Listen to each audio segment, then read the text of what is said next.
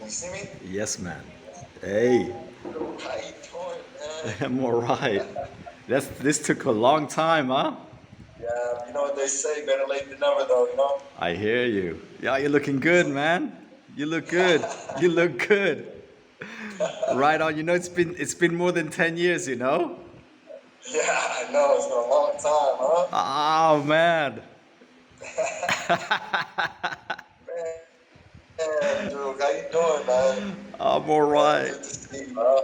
I'm all right. I'm recording this with a phone, yeah, just so you know. Good to see you, man. How you been? I've been all right. I've been all right. Just, yeah, got up really early today and was getting everything done so I could be here on time. And then I had to wait an hour. I was like, damn. I almost had to stay positive. I didn't think it was going to happen for a I minute, but, you know, know. stay positive. I know. I thought it wasn't going to happen as well.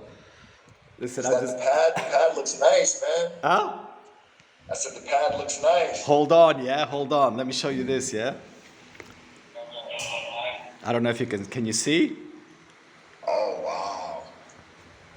That's nice. Wait. Man.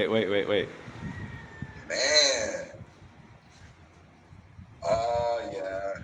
That's Wait. paradise. Wait. That's the sea, man. Wow. That's the Right on the coast, huh? That's Right the there, sea. huh? Look at the palm trees. Got the banana trees, the guava trees. It's all here waiting for you, man. It's all here. And this is nothing. This is nothing, yeah? This is nothing there. That's nice, man. Yeah, I just come back here because the glare is gonna Yeah. is I can't record with the glare of the sun, so I'm just gonna record like this, yeah? Yeah. Good. I got you. Yeah, center it. No, get your head in more. Tilt it. Yeah, a little bit. Yeah. There you go. That's it, son. Oh my God. Oh, so Wow, man. That's a nice pad, man. thank you, man. Nicer than I could imagine. Yeah, thank you. Listen. Because we got to capitalize on these 20 minutes here. I want to tell you that we're gonna do this not documentary for Netflix, and it's gonna be. I'm thinking it's about how you got the inspiration and the foundation on the go. How you got the how you've heard that inspiration. You know how you heard that voice and how it's come to be now. And we're gonna do the launch party soon. We're gonna do the music and you know the kind of event. It's gonna be the gun buyback program and all this stuff. And yeah, I think that you know obviously I'm touching on that now. But what I think is really important.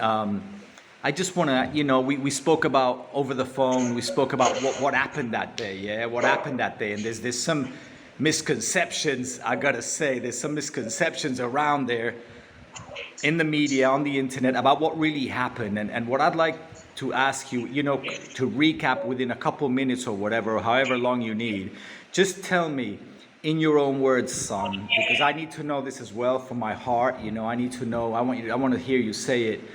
What happened that day, and what it's been like for you over the last 10 years. Yeah, can you do that for me, please? Yeah. Well, Thank you you. know, not to go into great detail because there's a lot of details, you know, Keep it simple. involved. But the simple version is, you know, definitely that day, there was no intention to, you know, be involved in anything, you know, illicit or definitely not the type of situation that transpired, you know. Where were you going that day? Where were you headed that day? That day later on in the day, I had an appointment. So actually, I was getting ready to go to a hairstylist appointment before my other appointment, and I was with a couple friends. And to my knowledge, after the fact, obviously I had to have been racially profiled because the reason for them stopping me was without merit. You know, they just assumed because of obviously my profile that I must have been, you know, some devious individual. So, you know, they approached me. The officer approached me. I did try to flee. You know, I tried to get away. I was already Why did you do that? I mean, I understand sometimes we want to get away from police, but what was the reason that that happened? Because did you have you had something that someone gave you that was concealed that would have jeopardized your parole, and that's why you fled? yeah, Is that correct? yeah. That's definitely what it is. I mean, the reason for that. Well, I mean, even without that being said, just being raised in the environment that I was raised in, we don't have a lot of trust in the police. So, Yeah, the normal reaction is to run, is to try to run, is to try to get away. of But course. yes, I also did have a firearm that I was illegally possessing. And I was on supervised release. So I would have gotten some serious trouble. My intention was always to escape trouble. Not to get into more trouble. But So, cut a long story short, when I was fleeing from the officer, he chased me down. I was getting ready to give up. I was getting winded. He started to fire at me. I didn't know. I mean, so I went into it was flight. It was fight or flight. I decided to take flight from the beginning. So my intention was obvious from the beginning. I was trying to get away. I was trying to take flight. When I was put into the situation where my life was on the line, I defended myself the best way I could. I've yeah. never shot anybody. I never intended to shoot anybody. You know what I mean? So it was definitely a scary situation. So, well, And listen, Miles. What I'm hearing is that this policeman opened fire on you because you didn't stop, and it basically trying to murder you, really. yeah, that's exactly what happened. After a brief chase, I was getting winded. I mean, I couldn't go anymore. He started to shoot from behind. I had no choice but to return fire to escape with my life. Yep, yep, I yep. um, I didn't know what to do. Obviously, being the age I was at, I was a young man. I was early 20s. I mean, I didn't. Who knows what to do in this situation like that? Yeah. Nobody knows how to react in this situation. And let me get this straight, right? So you're racially profiled, stopped for no reason. Yes, you had a concealed weapon, but the reason he stopped you in the first place was because of racial profiling, really. In the very beginning, yes. And then he opens fire because you don't stop, which is absolutely outrageous, for no reason to open fire on a person. You're lucky to have gotten away with your life, because many people die on the street at the hands of police officers. So now that this officer is injured, I remember from the trial. I remember that, watching that live on the internet, and I remember the position the police took and the courts took was that you opened fire first, that he defended himself, and that you were the attacker, you were the bad guy. And in actual fact, we're talking about a system that regularly racially profiles people of a different skin color and assumes that they're up to no good, and a lot of times killing innocent black and Hispanic men and women all over the United States on a regular basis. You were lucky to get away, but the fact that you injured him back, it looks to me that the stand that they took is, he injured one of our own, we're going to make him pay. They threw the book at you and they gave you 60 to life, which is absolutely outrageous. I want you to say, Myles, because I mean, my skin is tingling right now just telling you this, what it must have been like for you over the last 10 years. What has that been like for you? Well, I'll tell you like this: the last 10 years, it's been a very rough ride. They intentionally gave me a rough ride. I don't really want to bad rap. Give them a bad rap. The prisons. I understand their position and how it's built, how it's in place. It's not right, but I understand it. So a lot of these guys, they give me extra scrutiny, and they take out their personal feelings on me, because they feel like I'm like the number one enemy. I'm against them and they're against me. 60 to life is outrageous. When I'm in here with people that are serving not even half the time for murder. Sorry, Myles. Let me just interject. If I remember correctly, there was a guy who killed two professors in Connecticut, I believe. He murdered them both, a husband and wife. He murdered them, and he got 25 years. So how is it possible that this man murders two people, gets 25 years? You injure a police officer who tried to murder you, and you get 60 to life. Something is not right here, and people need to know about this. Everybody needs to know. Governor Sununu needs to know. Everyone needs to know that you are serving time that doesn't belong to you. You've done 10 years in there. So if carrying that concealed weapon was the worst crime that you did, you've served your time and you need to come out. You know, you need to come out of there. Tell me, what sort of things have you been up to, have been up against in jail to protect yourself and to survive in that environment? Because it's not easy. It's definitely been very tough. You know, I've been under attack plenty of times. The mental anguish, just trying to stay, just trying to stay positive, trying to Myles, stay Myles, sorry to interrupt. How long did they keep you in solitary confinement for? from the county to the prison in total. It was probably around and close to 3 years, 3 to 4 years. Not even terrorists in Guantanamo Bay, you know, so that you've been treated like a terrorist in solitary confinement, not talking to anybody, no contact, no human contact really. I can imagine the stress on your mental health must have been unbearable.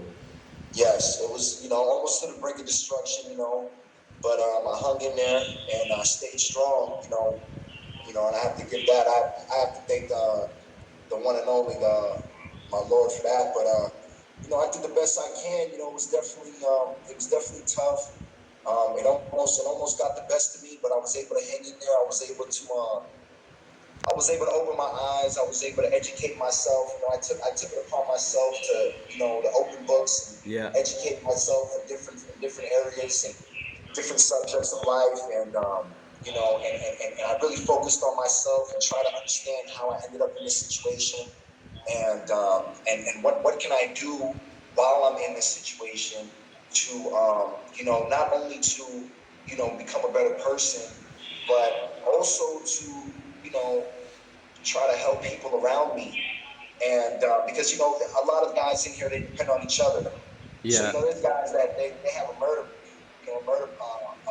conviction, and they're serving 15 years, and they depend on me for positivity, for spirit, just to make it through their sentence when I'm doing over quadruple the time, Yeah. and that right there, being looked upon as somebody who's going through a tough situation. And people are like, man, how are you doing it? You don't even seem like you. This is of course after solitary confinement, after maximum security lockdown.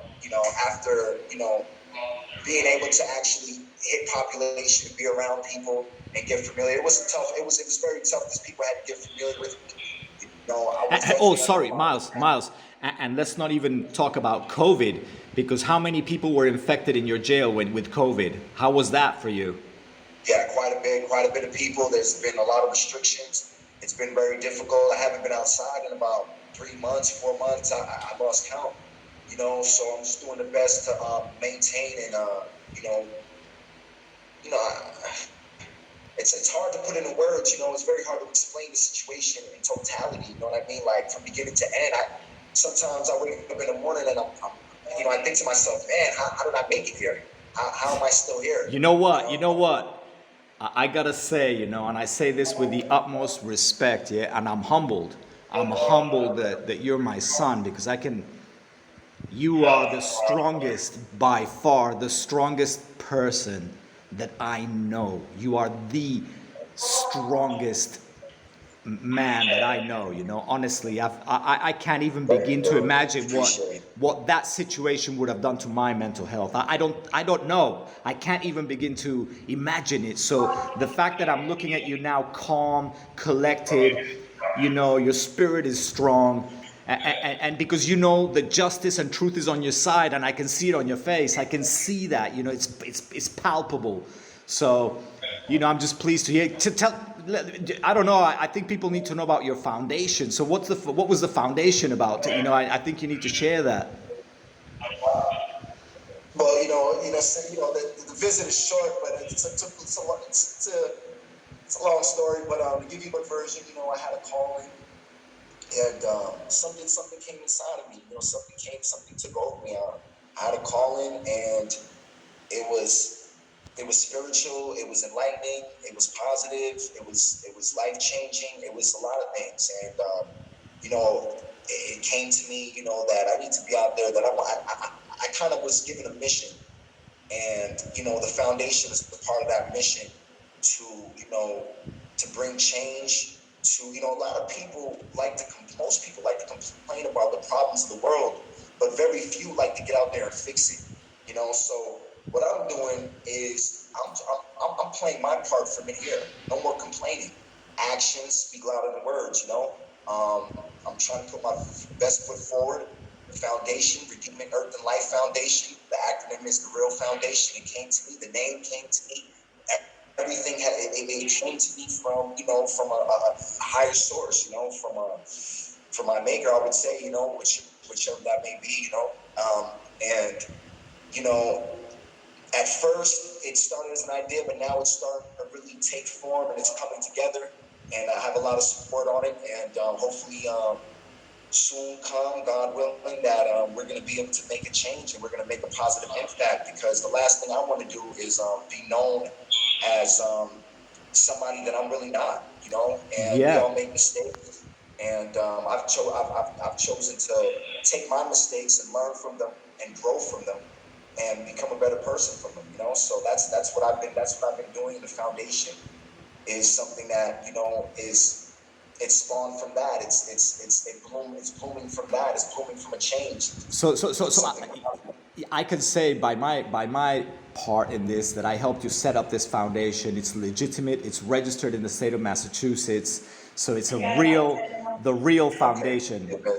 The Redeeming Earth and Life Foundation is on the go, and you know we're just waiting for the launch party. I know you're going to be inside, but hopefully there'll be a video link or there'll be a video for this party. Tell us about this party for the foundation. What's that going to be about? Well, that's just to bring some attention, some publicity to it. Get people involved, get people active. We're gonna do the launch party. We're gonna try to raise some funds at the same time. I had a couple ideas of doing a gun buyback program. There's a lot of programs I want to do, but I need help from the people. I need support. The more support that I get, the more my ideas can materialize. So, we're looking for support from the community. Really, the Redeeming Earth and Life Foundation is a foundation for the world. It's not just isolated in one area, in one state, in one country. It's really for the world. It's kind of what the president-elect has been talking about uniting people. He wants to unite America. I want to unite the world. We have to come together because at the end of the day, we are all human beings. So we have to do the best we can to help each other. We have to get out there. We have to support each other. We have to stay positive. We have to help people in need. And nobody should have to tell anybody to do something. That's something that you should feel inside. That's something that should be genuine. I feel like a lot of these foundations. I can't speak for most of them, but I've come across a few that I feel like they're not as genuine as they portray themselves to be. Yeah, yeah, yeah. There's a lot to. Yeah, and a gun buyback program. It's ironic that you're in there trying to get guns off the street when it was actually a gun that tried to kill you from a police officer. It's that you're in a position to try and help people, and it's an amazing thing. I think the launch party is going to be great. I think when people see this and hear you, there's going to be support on your side. And I just want to I'm going to switch off the camera so we can take the last couple of minutes to say goodbye because this is going to be over soon. Yeah. Yeah. All right, Well, Myles. one thing I do want to say Yeah. before you do that, I just want to let it know that people make mistakes, and it's where they come from has a lot to do with how they were raised, their education, the lack of education, the lack of guidance, the lack of support. These are all the things that contribute to a lot of these kids out there in the inner cities making the mistakes they're making because they just simply don't know any better. Yeah. And the ignorance to that, it leads to their downfall. It leads to the prisons being overcrowded. It leads to poverty. It leads to, addiction. It leads to a lot of negative things in life. But, one thing we need to do is we need to educate people, and we need to show them that there are other ways, and there's more out there than just what they know. Yeah. So check out the Redeeming Earth of Life Foundation, coming to a neighborhood near you soon. It's coming soon. Thank you, It's on the Myles. way. I'm gonna switch this off so I can Everything's on say the way. I'm gonna switch this off so I can talk to you like dad to son.